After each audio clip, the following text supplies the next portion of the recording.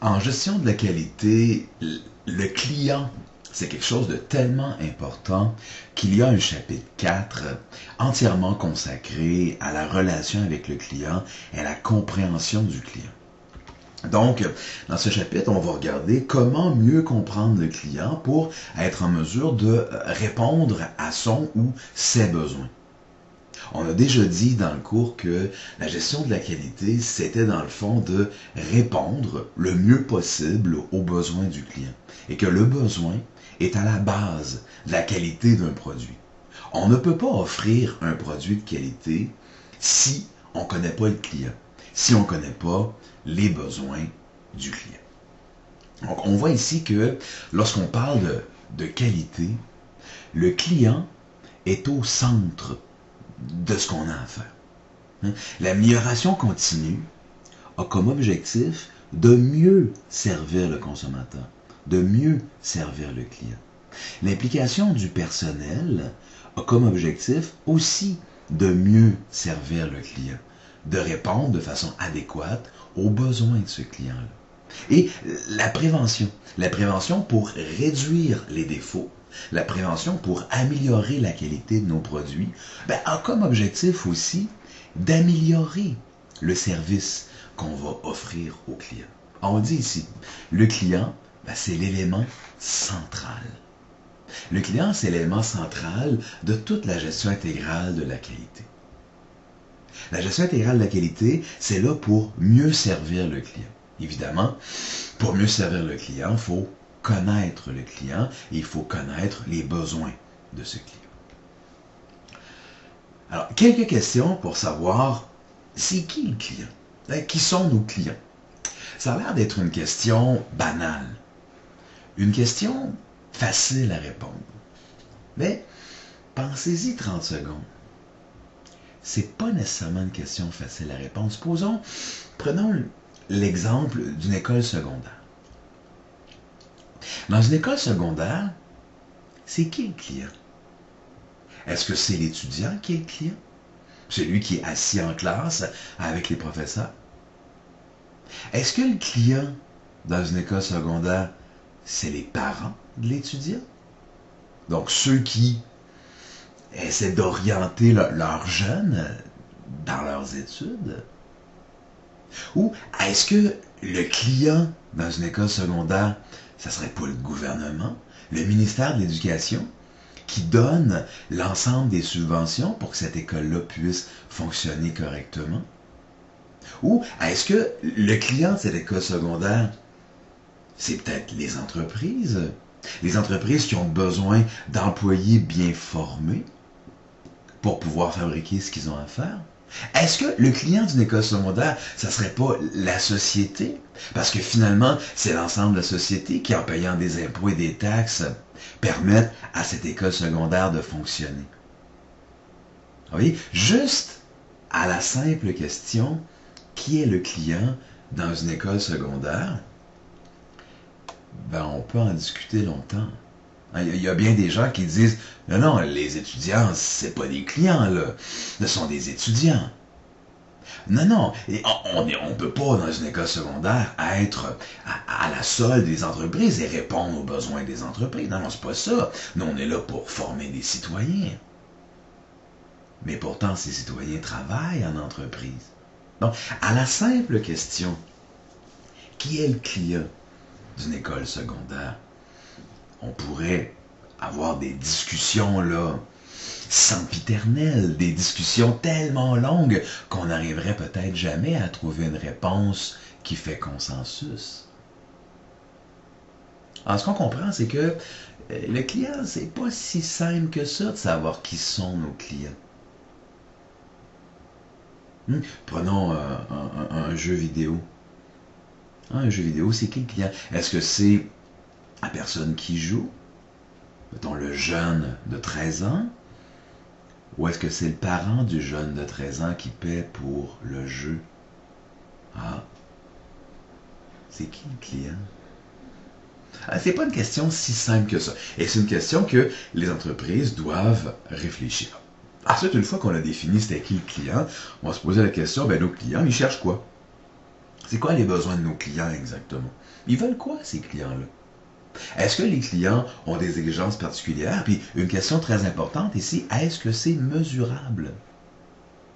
Est-ce qu'on est capable de mesurer ce que les clients veulent, ce que les clients demandent? Si c'est mesurable, mon Dieu, ça nous sauve.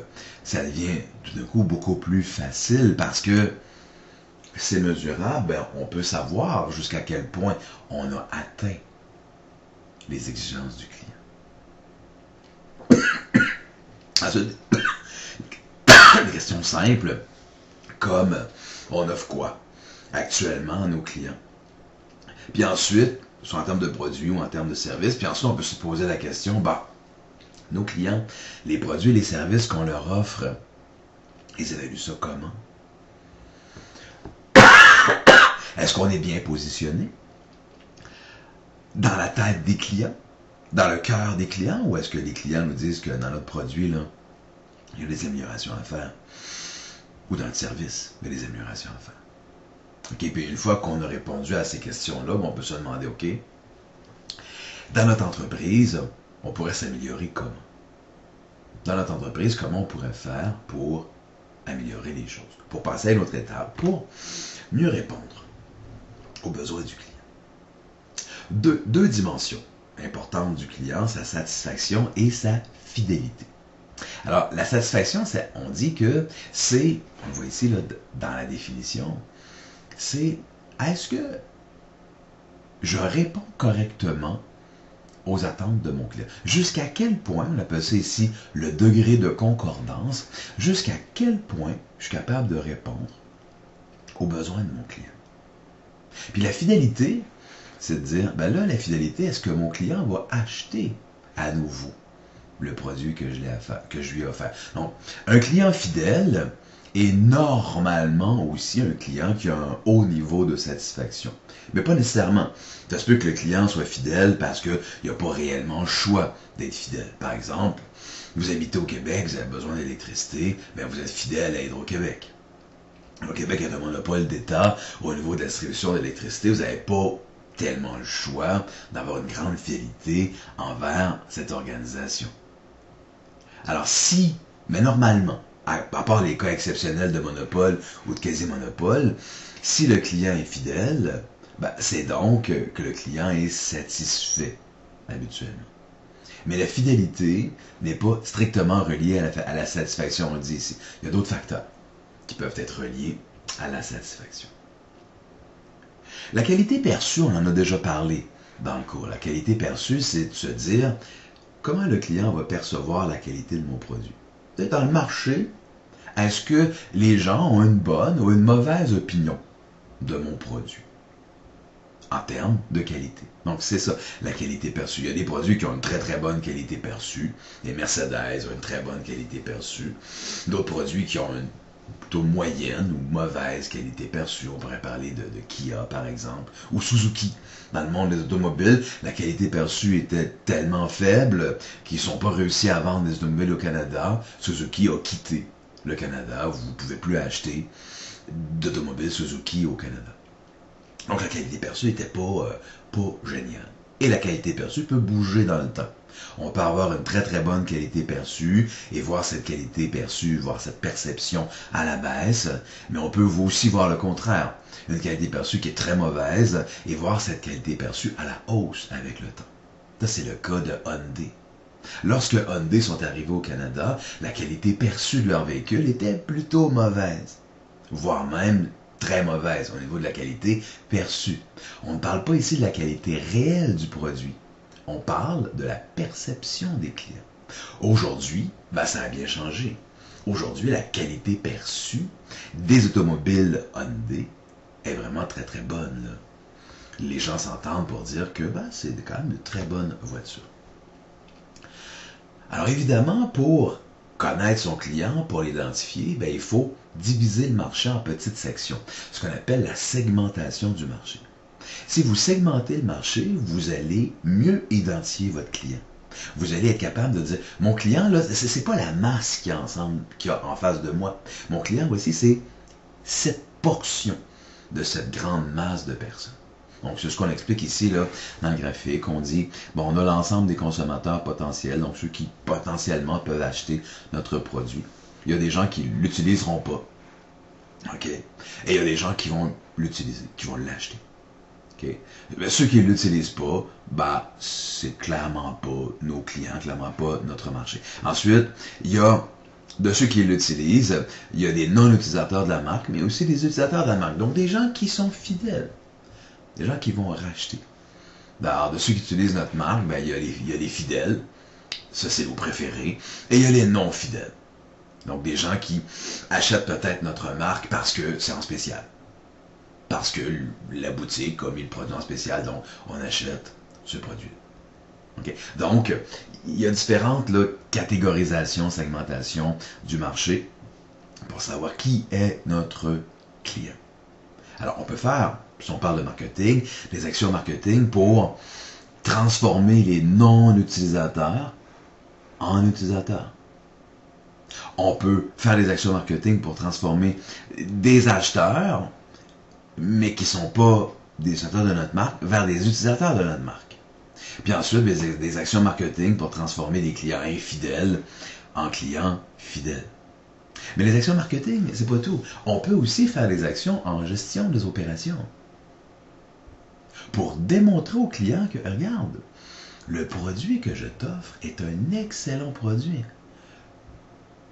Et grâce à cette qualité de produit, transformer un non-utilisateur en utilisateur. Ou un client non fidèle vers un client fidèle. Donc, il n'y a pas que les actions marketing qui peuvent attirer la clientèle, il y a aussi des opérations, en fait aussi des éléments en gestion des opérations, notamment, comme vous savez bien, sur la qualité. Alors, les clients ont certains profils, on le voit ici, là, ils sont jeunes, ils sont vieux, ils sont urbains, ils sont urbains ou ils sont en région, ils sont pauvres ou ils sont riches, ils ont des idées politiques, donc un profil de client. Le profil de client pourrait être une segmentation du marché. Et ensuite, il y a des besoins. Okay? Alors, il y a des besoins que le client veut combler. Okay? Ici, des besoins innés, là, des besoins primaires, il faut manger, il faut se loger, il faut aimer. Puis des besoins acquis, donc des trucs qui viennent avec le temps, par expérience. Maslow a beaucoup discuté des besoins de base. On appelle ça la pyramide de Maslow, qu'on peut voir ici.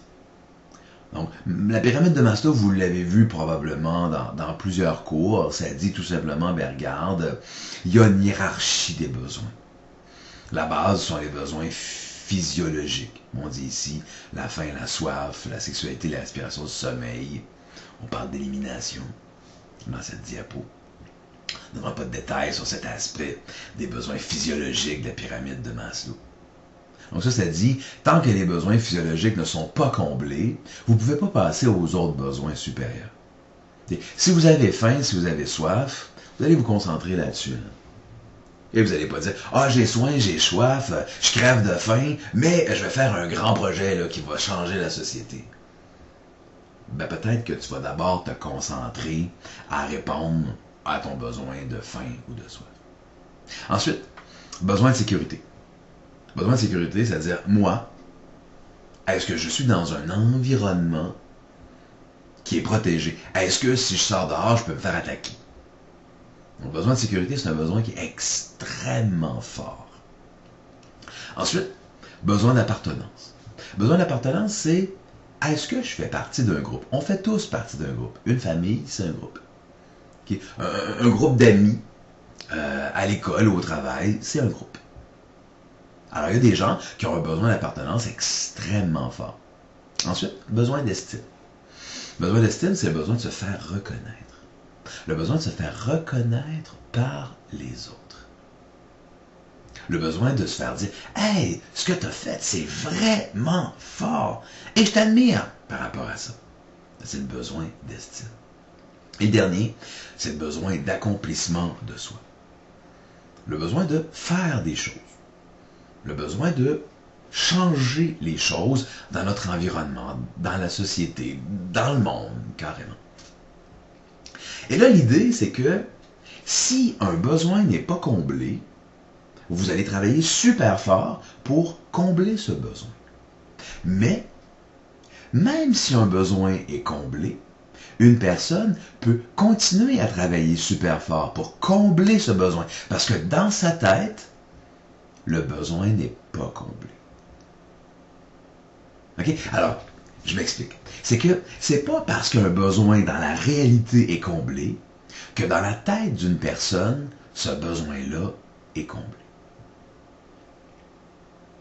Par exemple, besoin physiologique dans nos sociétés, c'est pas mal tout comblé. Là. Il y a très peu de personnes qui ont faim, qui ont soif, là, puis qui respirent pas. Là, okay? C'est très, très rare de rencontrer quelqu'un qui respire pas. Besoin de sécurité. Donc, besoin physiologique, c'est la base, mais quand même, les entreprises vont proposer des produits pour combler ces besoins, parce que c'est un besoin qui est là, qui est comblé, mais qui est toujours à combler. Vous avez toujours faim, il faut toujours manger. Donc, il y a toujours de la publicité qui vous explique que, mais regarde, si tu manges ça, tu vas être en meilleure forme. Si tu manges ça, tu vas être mieux à rassasier. Donc, c'est un besoin qui est comblé dans nos sociétés, mais c'est un besoin qui est quand même utilisé pour vendre des produits. C'est un besoin qui est présent et bien exploité. Besoin de sécurité. Besoin de sécurité, c'est aussi relié à la sécurité de ta personne, mais c'est aussi relié à ton revenu, à ton salaire. Alors, on pourrait croire que lorsque ton besoin de sécurité en termes de revenus est comblé, tu vas ralentir. Là, tu vas dire, bon, regarde, besoin de moins travailler, là, j'ai déjà en masse d'argent. Okay? L'exemple classique, c'est le jeune. Le jeune joueur de hockey là, qui est au junior, qui fait pas d'argent évidemment, qui travaille super, super fort parce qu'il veut accéder au niveau supérieur. Et il travaille fort. Et il réussit à être recruté par une équipe de la Ligue nationale. Et là, il fait un bon salaire. Et tout d'un coup, paf! Il fait plus d'efforts. Ou on dirait qu'il fait moins d'efforts. On dirait que la motivation n'est plus là. Pourquoi? Parce que son besoin de sécurité est comblé. S'il n'y a pas d'autres besoins en lui, il n'y aura pas une grande carrière. Alors prenons un autre exemple, toujours un jeune joueur de hockey, besoin de sécurité non comblé, travaille super fort, réussit à accéder à la Ligue nationale. Il est dans une équipe de hockey. Besoin d'appartenance comblé peut-être. Puis ensuite, besoin d'estime. Si ce joueur a un fort besoin d'estime, il va continuer à travailler fort. Pourquoi? Pour gagner des trophées, pour gagner des médailles, pour dire, écoute, moi, j'ai réussi, j'ai mon nom sur la Coupe Stanley. Donc, cette personne-là qui a besoin d'estime fort, va travailler en conséquence pour essayer de combler son besoin. Puis il y a des gens qui réussissent jamais à combler ce besoin. Donc ils vont toujours continuer à travailler fort pour avoir cette estime, avoir cette reconnaissance des autres. Les grands artistes, prenons Céline Dion. Et Céline Dion, une des artistes les plus riches sur cette planète. Est-ce qu'elle a besoin de faire une autre série de spectacles, une autre tournée mondiale financièrement? Elle a-tu besoin de ça? Non. Elle n'a pas besoin de ça. Elle a l'argent en masse pour vivre jusqu'à la fin de ses jours et pour que ses enfants vivent jusqu'à la fin de ses jours et pour que ses petits-enfants vivent aussi jusqu'à la fin de leur jour sans même jamais travailler de leur vie. Donc, son besoin de sécurité il est comblé, mais elle a un besoin d'estime fort. Un besoin d'estime qui, lui, possiblement, n'est pas comblé, qui la pousse à continuer à chanter et à continuer à faire des spectacles. Malgré qu'elle n'a pas besoin de ça pour vivre ou pour manger. Malgré que son besoin physiologique est comblé, son besoin de sécurité est comblé, son besoin d'appartenance est comblé, mais son besoin d'estime, lui, n'est pas comblé. Donc, elle va toujours chercher à courir pour que ce besoin soit comblé. Prenons une autre artiste bien connue, Angelina Jolie. Angelina Jolie, grande actrice, lorsqu'elle fait un film, elle est payée plusieurs millions de dollars, et ça depuis des années. Donc, besoin physiologique, besoin de sécurité, besoin d'appartenance, 100% comblé, là, on peut même pas en douter. Besoin d'estime, on s'entend que c'est une artiste qui est très admirée sur cette planète. On s'entend qu'à chaque fois qu'elle sort un film, il y a des gens qui vont aller voir le film parce que c'est Angelina Jolie qui joue dans ce film. Je crois que son besoin d'estime, dans le cas d'Angelina Jolie, est comblé. Angelina Jolie, elle est à ce niveau, au besoin d'accomplissement. Angelina Jolie, elle a adopté des enfants qui proviennent de pays en voie de développement. Elle travaille comme ambassadrice de l'ONU, ou quelque chose qui ressemble à ça. Elle pourrait rester chez eux là, et continuer à faire des films, ramasser son argent et se promener à Nice lors du festival des films, se faire admirer par les gens. Elle pourrait être ici dans les besoins d'estime, mais non. Elle fait plus que ça. Elle aide les gens.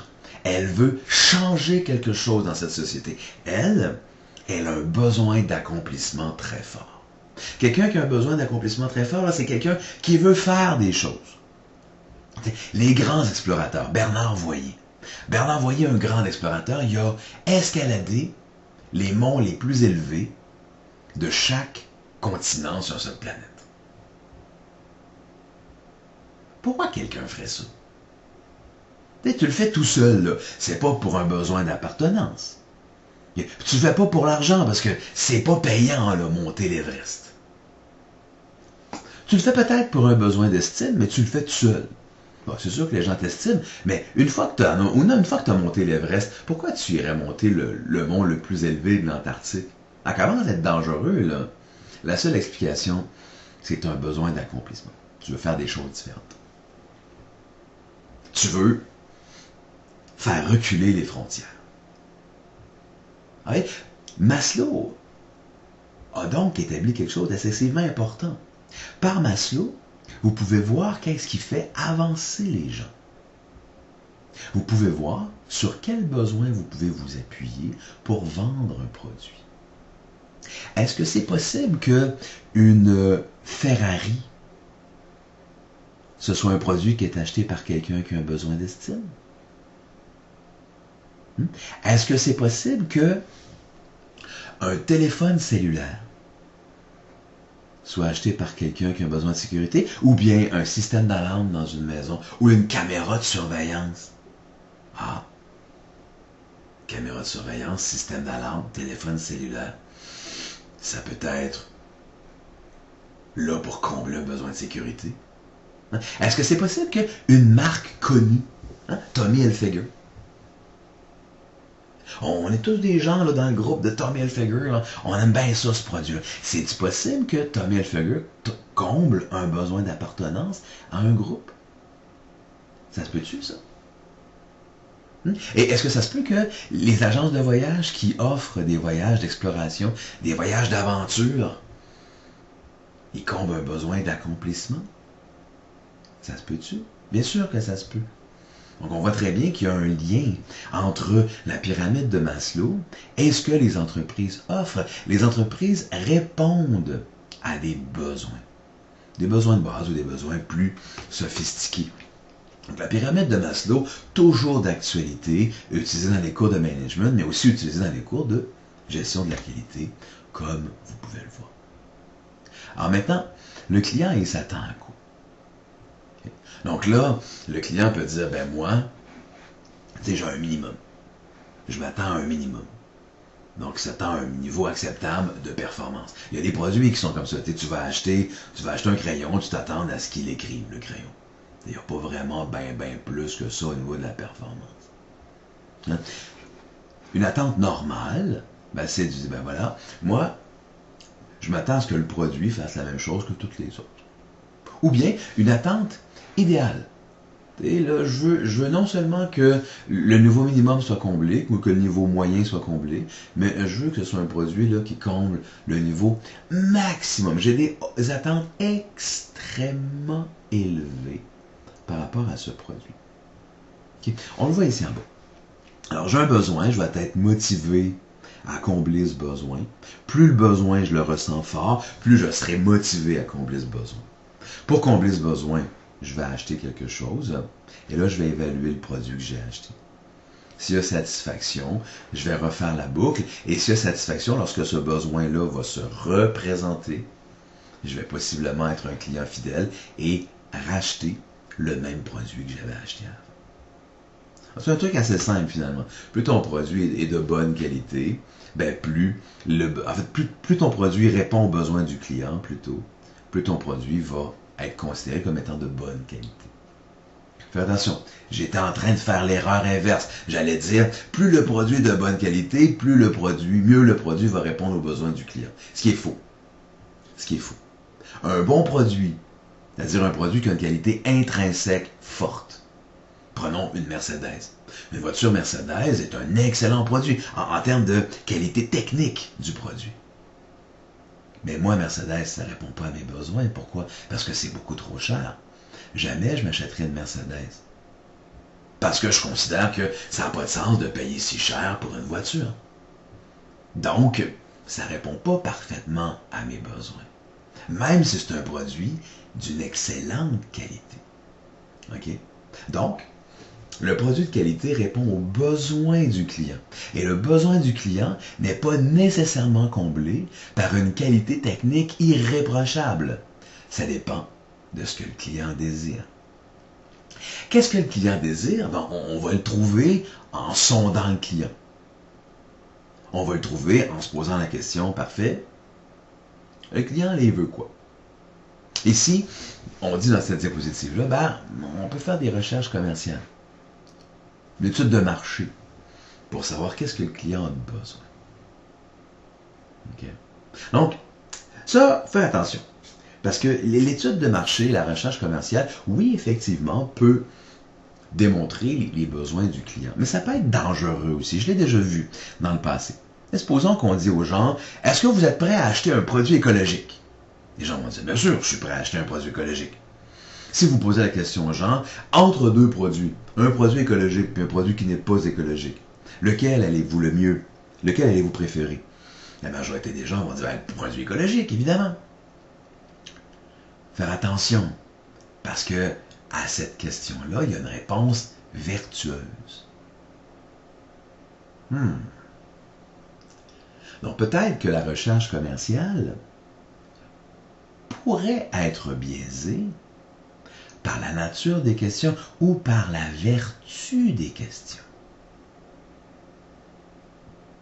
Par exemple, à la télé, à la radio, il y a des sondages qui se font.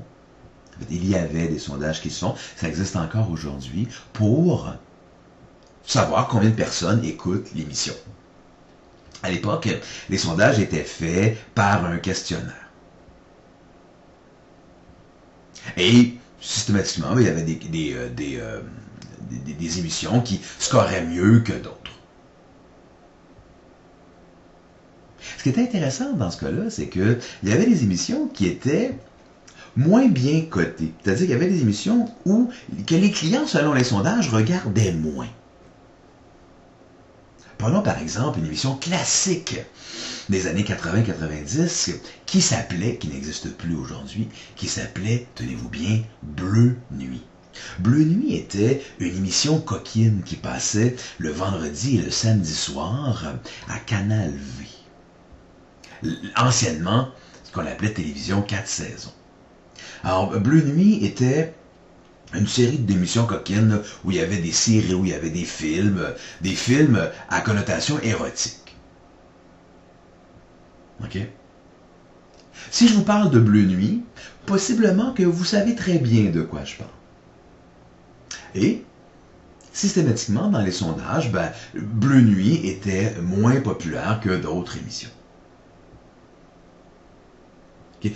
Selon les codes d'écoute, Bleu Nuit était moins populaire. Pourtant, tout le monde connaissait Bleu Nuit. Étrange. Pas grand monde qui l'écoutait selon les sondages, mais quelque chose qui était extrêmement connu. Bizarre. Est-ce qu'il pourrait y avoir un biais dans les réponses des gens, dans une recherche commerciale, un biais lié à la nature de ce qu'on demande? Imaginez-vous qu'à un moment donné, on a décidé de procéder autrement pour savoir qui écoutait.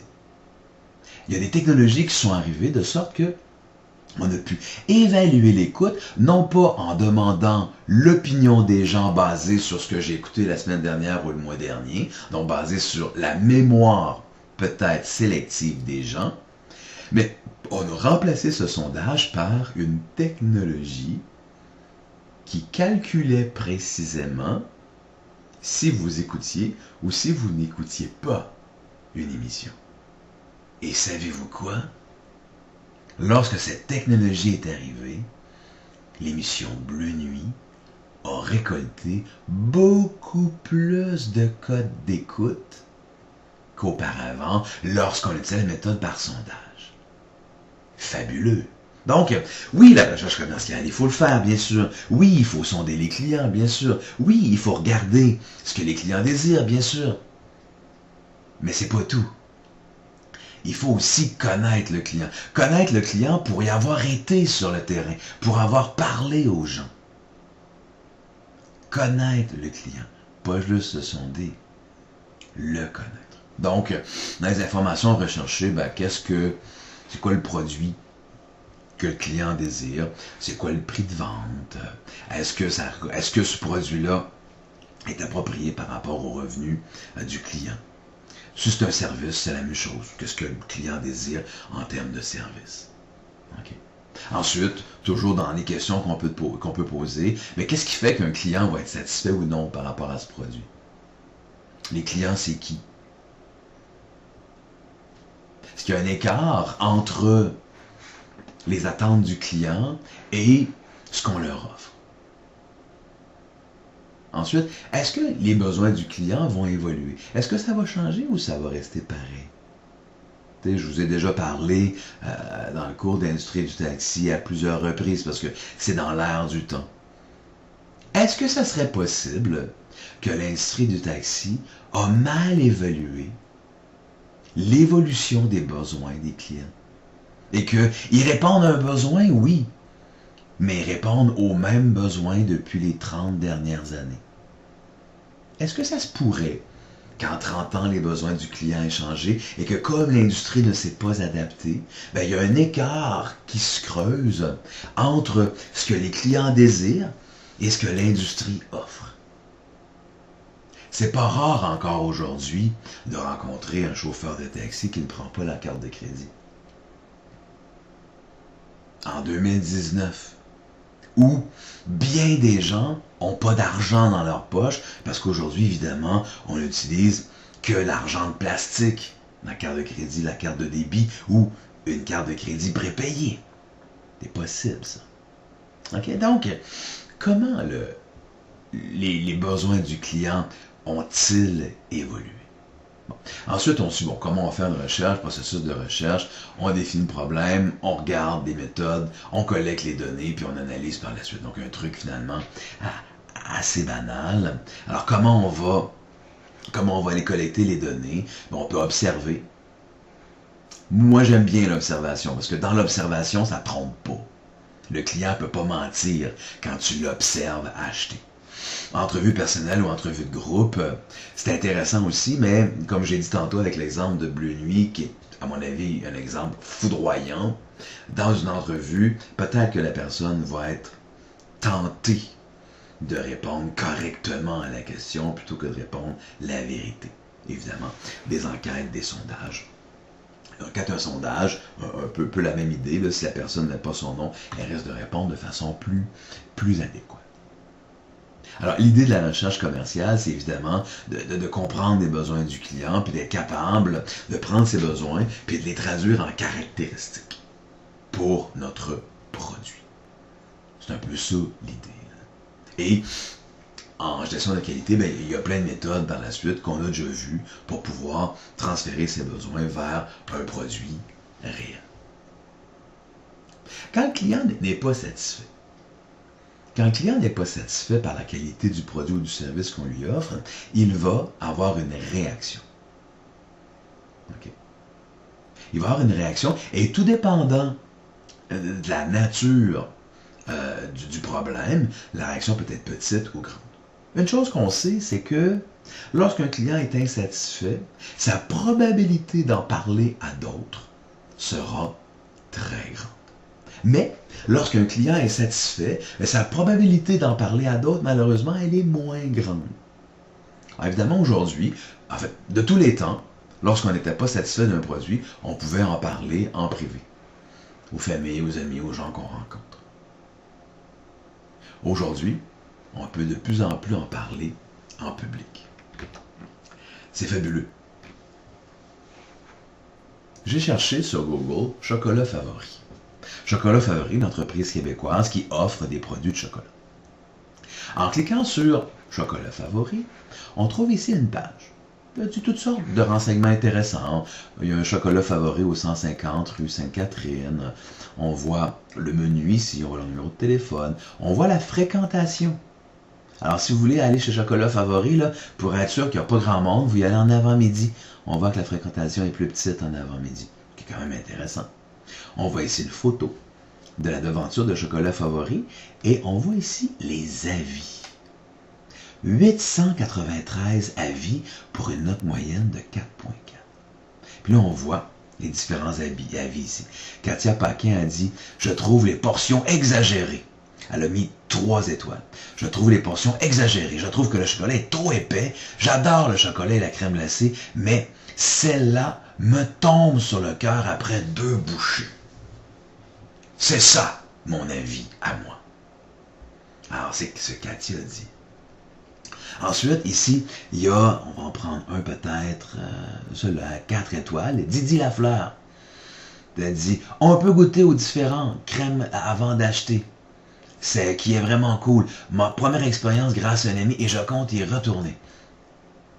Mange trop, moins fort, trop sucré et le prix. Okay? Et là, Chocolat Favori répond. Merci d'avoir pris le temps de laisser votre avis. Les commentaires de nos clients sont très importants pour nous. On espère vous revoir sous peu. Aujourd'hui, en 2019, les clients insatisfaits, comme les clients satisfaits, peuvent laisser leur avis sur Google. On voit ici là, 893 avis, une moyenne de 4.4 étoiles pour l'entreprise Chocolat Favori. Et il a été démontré que les gens, avant de faire un achat, vont voir ces avis. Parce que là, ce n'est pas des gens qui ont été payés là, pour faire ça. Il y en a 893 qui ont répondu. Il y en a peut-être qui ont été payés, là, j'en conviens. Okay? Mais la majorité n'ont pas été payés. Là. Ce qui fait en sorte que vous pouvez, de façon honnête et transparente, aller lire ces commentaires. Alors aujourd'hui, là, le client insatisfait, comme le client satisfait, peut publiquement donner son avis, et cet avis va être disponible à des gens qu'il n'a jamais vus, qu'il n'a jamais rencontrés. Moi, là, Didi Lafleur, là, je la connais pas, cette fille-là. Puis Katia Paquin, ça me dit strictement rien. Pierre Bois, pas plus. Mais j'ai quand même accès à leurs commentaires sur le site web de Google. C'est quand même assez puissant. Là. Alors, toujours en réaction, de des clients passifs qui ne vont pas répondre, de des clients actifs et de des clients là, qui vont répondre de façon vraiment ferme.